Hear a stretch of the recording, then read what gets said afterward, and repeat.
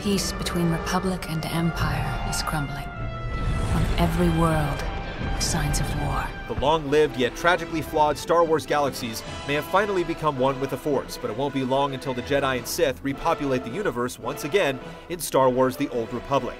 On December 20th, 2011, EA's excursion into a genre far, far away seemed to blast off with relatively few issues, which no doubt had much to do with the game's early access program, allowing scores of pre-purchased players out there entry into the game a solid week before release, and BioWare an opportunity to gird their freshly minted servers with distributed seed populations and a few last-minute hotfixes. Is there anything I can do to help?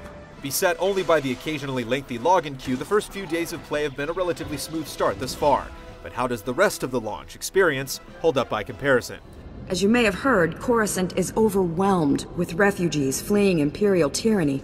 After a Wampa-sized download totaling more than 20 gigs in all, our adventures began on the planet Tython, where we found a rising swell of new Jedi recruits tearing into the local Flesh Raider populace.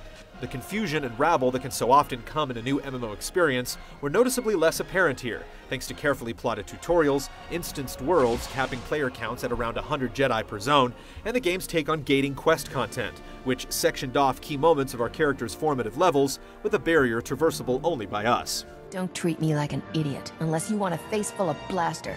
The resulting story experience was a much more intimate and immersive one as a result, with meticulously choreographed and fully voiced conversations doing their part to obscure the hustle and bustle taking part all around you. The measured player counts also ensured that questing remained civil, with plenty of mobs and quest objects to go around. Pickup groups for the first zone dungeon were easy to rally, and the general chat more or less resembled adults engaged in thoughtful and helpful discussion. Belying the login queues we would often face, our packed PvP server of Mandalore the Indomitable seemed much cozier by regard.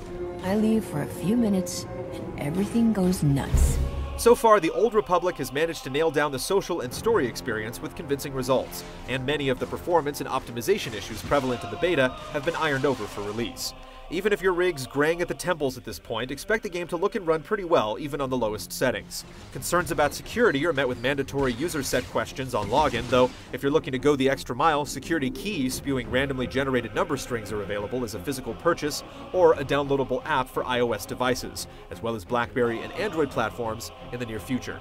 One potential issue that BioWare's been quick to address was that of early access accounts being terminated without a valid registration key associated with them on launch day. If something bad is about to happen, I'd like to be as far away from it as possible. The official statement reads that pre-purchasers have a 2-day grace period after the 20th to register their game, which seems to ameliorate many of the concerns that some players may have had of losing their early access progress should the game somehow not arrive into their hands sometime before then. I get the impression you haven't had a Padawan for years. Whether the developers will be as expedient to address some of the game's more technical issues, such as visual glitches, intermittent disconnects, and reported client crashes on the planet Taurus, remains to be seen. But we'll be there every step of the way. Check back early next year to see if the Old Republic manages to bring a new revolution in MMOs in our full review.